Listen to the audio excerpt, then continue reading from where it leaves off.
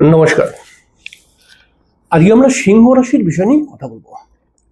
সিংহ রাশির মানুষরা বলছে যে দাদা, সময় প্রচন্ড খারাপ যাচ্ছে। আপনারও কি সময় খুব খারাপ যাচ্ছে? যদি যায়, আজকের অনুষ্ঠানটি কোনোভাবে মিস করবেন না। আমি আজকে বলবো আপনার সময় এত খারাপ যাচ্ছে কেন, এবং এই সময় থেকে কি বেরোবার কিছু টোটকা বা কিছু আছে?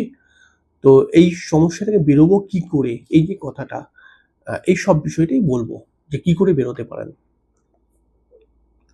দেখুন, সিংহ রাশি বেশ কয়েকটি চাপের মধ্যে রয়েছে। গ্রহগত ট্রানজিটের চাপ, যেটা হচ্ছে কি সিংহ রাশির দ্বিতীয় ঘরের মধ্যে শুক্র বর্তমান নিচস্থ। সিংহ রাশির মধ্যে কেতু দীর্ঘদিন ধরে অবস্থান করছে। সিংহ রাশির দ্বাদশ ঘরের মধ্যে বৃহস্পতির অবস্থান। সিংহ রাশির নাইন্থ হাউসের মধ্যে, অষ্টম ঘরের মধ্যে শনি বক্রী হয়ে আছে। এতে কিন্তু সিংহ রাশির মানুষরা নানান রকম টেনশনের মধ্যে পড়ে গেছে, নানান রকম প্রবলেম হচ্ছে। যেমন একটা একটা করে বলি। সিংহ রাশির মধ্যে কেতুর অবস্থান, এই সিংহ রাশির মধ্যে কেতুর অবস্থান কিন্তু সিংহ রাশির মানুষদেরকে অনেকটাই ডিপ্রেশনে ফেলে দিচ্ছে, মানসিক টেনশনের মধ্যে ফেলে দিচ্ছে। সিংহ রাশির মানুষরা কিন্তু যা কাজই করতে যাচ্ছে কিছু না কিছু বাধা। কিছু কিছু সিংহ রাশির মানুষদের ক্ষেত্রে কিন্তু শারীরিক সমস্যাও দেখা যাচ্ছে। সিংহ রাশির মানুষদের এমনি মাথা গরম।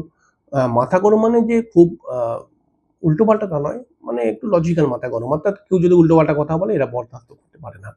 এবারে কি হচ্ছে, সিংহ রাশির অনেক জায়গায় কিন্তু আহ, একটা শত্রুতা তৈরি হয়ে যাবার মতো অবস্থা হয়ে যাচ্ছে। অর্থাৎ এমন কথা বলে ফেললো যেটা হয়তো সে ভাবেনি, কিন্তু রাগের মাথায় বলে ফেললো। তো তখন একটা একটা সমস্যা তৈরি হয়ে যাচ্ছে চেনা পরিচিতির মানুষদের সাথে। এবং সিংহ রাশির মানুষদের আরেকটা জায়গায় খুব ডিপ্রেস হয়ে রয়েছে যে এরা কিন্তু যে কাজই করতে যাচ্ছে সেখানে কিছু না কিছু বাধা চলে আসছে। এবং দেখুন, বৃহস্পতি সিংহ রাশির দ্বাদশ ঘরের মধ্যে রয়েছে। এই বৃহস্পতি সিংহ রাশির মানুষদেরকে অনেকগুলো প্রবলেম ফেলছে কিন্তু। সিংহ রাশির আর্থিক সমস্যা এবং অর্থ, আহ, হঠাৎ হয়তো হুড়ুর করে খরচা হয়ে যাচ্ছে, বা অর্থ আসছেই না, বা অর্থ এলেও সেটা কিন্তু মাসের শেষে দেখা যাচ্ছে হাত খালি হয়ে যাচ্ছে, এরকম প্রবলেম দিতে পারে বা দিচ্ছে। এবং সিংহ রাশির দ্বাদশ ঘরের মধ্যে বৃহস্পতি অবস্থানের কারণে সিংহ রাশি কিন্তু অনেক সময় প্রেম, বা যারা প্রেমজ লাইফের মধ্যে রয়েছে তারা প্রেমজ সমস্যা, বা যাদের সিংহ রাশির অনেক মানুষ কিন্তু দেখবেন তাদের সন্তানের কোনো সমস্যা বা সন্তানকে নিয়ে কোনো প্রবলেমের মধ্যে পড়ে যাচ্ছে। এই সমস্যাগুলো বৃহস্পতি দিচ্ছে। এছাড়াও বৃহস্পতি আরো একটি সমস্যা দিচ্ছে, সেটা হচ্ছে কি এদের লাক ফেভার করতে চাইছে না, কিছুতেই লাক ফেভার করতে চাইছে না। যা কাজ করতে যাচ্ছে প্রথমে তো ভাবছে হবে, কিন্তু পরবর্তী সময় গিয়ে দেখা যাচ্ছে হচ্ছে না। এরপরে শনি অষ্টম ঘরের মধ্যে রয়েছে। অষ্টম ঘরের মধ্যে শনি কিন্তু নানান ঝুট ঝামেলা এবং কিছু কিছু সময় শারীরিক সমস্যাও দিয়ে থাকে। এই সমস্যাগুলো অত্যাধিক বেশি দেখা যাবে কখন পর্যন্ত? এই সমস্যাগুলো অত্যাধিক বেশি দেখা যাবে যখন সিংহ রাশির জন্মছকের মধ্যে কেতু এবং শনি বা বৃহস্পতি, বিশেষ করে বৃহস্পতি শনি যদি সিংহ রাশির জন্মছকের মধ্যে খারাপ থাকে, তাহলে সিংহ রাশি এই সময়ে সমস্যার মধ্যে আছেই আছে, আছে আছে আছে। ঠিক আছে? তাহলে সিংহ রাশির মানুষরা এইসব সমস্যার মধ্যে পড়ে, সবাই না হলেও বেশ কিছু সিংহ রাশি বলছে যে দাদা, সময় খুব খারাপ যাচ্ছে, কিছুতেই কিছু হচ্ছে না, বা কিছুতেই ভাবছি একটু ভালো কিছু হবে, তবুও কিছু না কিছু প্রবলেম চলেই আসছে। কাজ তো মানে হওয়া কাজও অনেক সময় হচ্ছে না। এবং সিংহ রাশির অনেক ছেলেমেয়েরা চাকরির সমস্যার মধ্যে রয়েছে, চাকরিগত প্রবলেম, চাকরিকে নিয়ে মানসিক টেনশন ইত্যাদি ইত্যাদির মধ্যে রয়েছে। অনেক সিংহ রাশি বিবাহিত জীবনের সমস্যার মধ্যেও রয়েছে, কিন্তু কারণ শনি কিন্তু সপ্তম পতি সিংহ রাশির, সেই শনি বক্রী হয়ে গেছে, এর ফলে কিন্তু বিবাহিত জীবনেও বেশ কিছু সিংহ রাশির প্রবলেম দিচ্ছে। সিংহ রাশির মানুষরা না মানসিক টেনশনের মধ্যে রয়েছে। বিভিন্ন সিংহ রাশি বিভিন্ন রকম হতে পারে, হয়তো কেউ বিবাহিত জীবন নিয়ে প্রবলেম, কেউ আর্থিক সমস্যাকে নিয়ে প্রবলেমে পড়ে রয়েছে, কেউ হওয়া কাজও হচ্ছে না এটাকে নিয়ে প্রবলেমে রয়েছে। কিন্তু আলটিমেটলি এরা বলছে যে তারা সময় খুব খারাপ যাচ্ছে, কিছুতেই মনোমতো হচ্ছে না। তাহলে এই যে সময়, এই সময় থেকে আপনি কি করে বেরিয়ে আসতে পারবেন? না, আমি কোনো এমন কথা বলবো না, আমি তো ভগবান নয় যে বেরিয়েই আসতে পারবেন। কিন্তু এই আমি কিছু টোটকা বলবো আপনাকে, এই সমস্যা থেকে কিছুটা রেহাই পেতে পারেন, কিছুটা হলেও এই সমস্যা কমবে, বা কিছু না কিছু ভাবে একটা পজিটিভ সাপোর্ট আপনি কিন্তু পেতেই পারেন। কি করবেন দেখুন, এই সমস্যা থেকে বেরিয়ে আসতে গেলে পারে প্রথমে তিনখানা লবঙ্গ নিতে হবে আপনাকে। তিনটে লবঙ্গ নিন। প্রথমে একটুখানি জল নিন।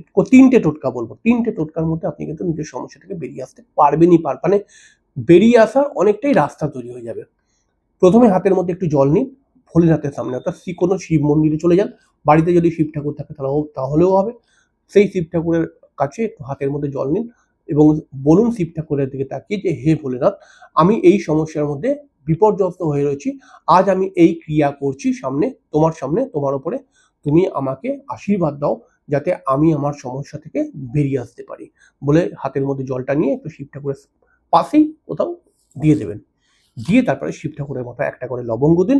নিজের সমস্যার কথা জানিয়ে এবং সেই সমস্যা থেকে আপনি বেরিয়ে আসতে পারেন যাতে, সেই প্রার্থনা জানিয়ে শিবের মাথায় একটা করে লবঙ্গ দিন এবং তার সঙ্গে সঙ্গে ভোলেনাথের মাথায় একটা লবঙ্গ দিলেন, আবার একটু জল দিলেন, আবার একটা লবঙ্গ দিন, আবার নিজের কথাগুলো বলুন এবং শিবের মাথায় দিন এবং আবার জল দিন। এরকম করে 3 বার করুন, ঠিক আছে? না, কোনো মন্ত্র বলতে হবে না, ওম নমঃ শিবায় খালি বলুন, ঠিক আছে? দেখবেন এটা কিন্তু আপনার জীবনে পজিটিভ ইম্প্যাক্ট ফেলবেই। তবে হ্যাঁ, এটা কিন্তু টানা 21 দিন করতে হবে। আপনি এটা 21 দিন টানা করবেন, প্রত্যেকদিন 3টি করে লবঙ্গ দেবেন এবং এই ক্রিয়াটা আমি যেটা বললাম করবেন। এই একটি ক্রিয়া হলো। দ্বিতীয় নম্বর ক্রিয়াটিও খুব সহজ ক্রিয়া। আপনি যদি সিংহ রাশির মানুষ হন তাহলে পারে আপনি যে বৃহস্পতির এত রকম নেগেটিভ ফলের মধ্যে নেগেটিভ ফল পাচ্ছেন, এর ফলে কি করবেন? এই ফল থেকে বেরিয়ে আসতে গেলে পারে আপনি 3খানা গাঁঠওয়ালা হলুদ নিন, ঠিক আছে? গাঁঠওয়ালা হলুদ হয়, ওই হলুদ 3খানা নিন। একটা হলুদ কাপড়ের মধ্যে নেবেন 3খানা গাঁঠওয়ালা হলুদ এবং তারপরে হলুদ কাপড়টাকে ভালো করে মুড়ে দিন। মুড়ে ওই হলুদ কাপড়টাকে লাল সুতো দিয়ে বাঁধুন। বেঁধে আপনি নিজের ঘরের কোনো একটা জায়গায় টাঙিয়ে দিন। কোনো মন্ত্র বলতে হবে না। যখন সুতোটা গেট মারবেন, 3টে গেট মারবেন এবং 3টি গেট কিন্তু আপনি আপনার সমস্যা থেকে বেরিয়ে আসার প্রার্থনা করে গেটটা মারবেন। গেটটা মেরে বাড়ির ঘরের মধ্যে, আপনি যেই ঘরের মধ্যে থাকেন সেই ঘরের কোনো একটা কোণেতে বা কোথাও একটা টাঙিয়ে দিন। এটা 2য় নম্বর ক্রিয়া। এবং 3 নম্বর ক্রিয়া আপনাকে বলবো যে আপনি একটি অশ্বত্থ গাছের পাতা নিয়ে আসুন। অশ্বত্থ গাছের পাতা নিশ্চয়ই আপনারা চেনেন। অশ্বত্থ গাছের পাতার মধ্যে আপনি হলুদ কালি দিয়ে আপনি কিন্তু একটা মন্ত্র লিখুন। কি মন্ত্র? বেশি কিছু মন্ত্র নয়। আপনি লিখুন হ্রৌং, হয় রফলা ঔকার ঊনস্বর, হ্রৌং। এই মন্ত্রটা খালি লিখুন, হয় রফলা ঔকার এবং ঊনস্বর, হ্রৌং লিখে এই মন্ত্রটা লিখে ওই অশ্বত্থ গাছের পাতাটার মধ্যে আপনি কোনো শিব মন্দিরে যান এবং শিব মন্দিরেতে গিয়ে শিব মন্দিরের কোনো জায়গাতে এই হ্রৌং লেখা যে অশ্বত্থ পাতা এটাকে রেখে দিয়ে আসুন এবং তার উপরে কিন্তু অবশ্যই সেই হ্রৌং লেখা অশ্বত্থ গাছের পাতাটার উপরে কিন্তু অবশ্যই মাত্র 3খানা যদি পারেন সুপুরি বা পদ্মবীজ রেখে দিন। এইটা রেখে দিয়ে চলে আসবেন। শুধুমাত্র রাখার সময় আপনি আপনার সমস্যা থেকে বেরিয়ে আসার কথা বলছেন, এই প্রার্থনাটাই করবেন ভোলেনাথের কাছে। করে আপনি কিন্তু চলে আসুন এবং এটা করে আপনি কিন্তু আপনার সমস্যা থেকে তো বেরিয়ে আসতে পারবেন বা অনেকটাই রেহাই পাবেন এবং আপনি এটা সোমবার দিনকে কিন্তু করবেন, ঠিক আছে? তো এটা কিন্তু আপনাকে অনেকটাই রেহাই পাওয়াবে। অনেকটাই সমস্যা থেকে রেহাই পাবেন কিন্তু। এবং এটা করে কিন্তু নিজের জীবনকে অনেকটাই পজিটিভ যখন আপনি সমস্যার মধ্যে পড়বেন তখনই কিন্তু এই কাজটা করবেন। দেখবেন আপনি আপনার যে সমস্যা আসতে পারতো সেই সমস্যা কিন্তু আসবে না, আশা করছি ভোলেনাথের কৃপায়। তো এটা করে আপনি কিন্তু বেরিয়ে আসতে অবশ্যই পারবেন আশা করছি।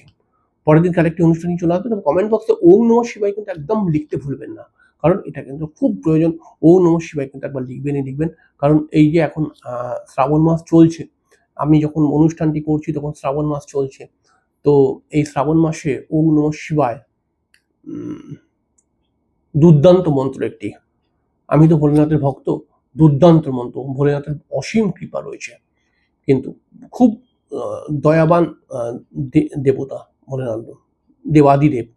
তো ওনার কাছে ভক্তি সহকারে প্রার্থনা করুন। নিজের সময়কে কিন্তু অবশ্যই কিছুটা হলেও নিজের সময়কে পজিটিভ করতে পারবেন। ওনার স্মরণে চলে যান, দেখবেন অনেকটাই ভালো হবে। ওম নমঃ শিবায় লিখতে ভুলবেন না। নমস্কার।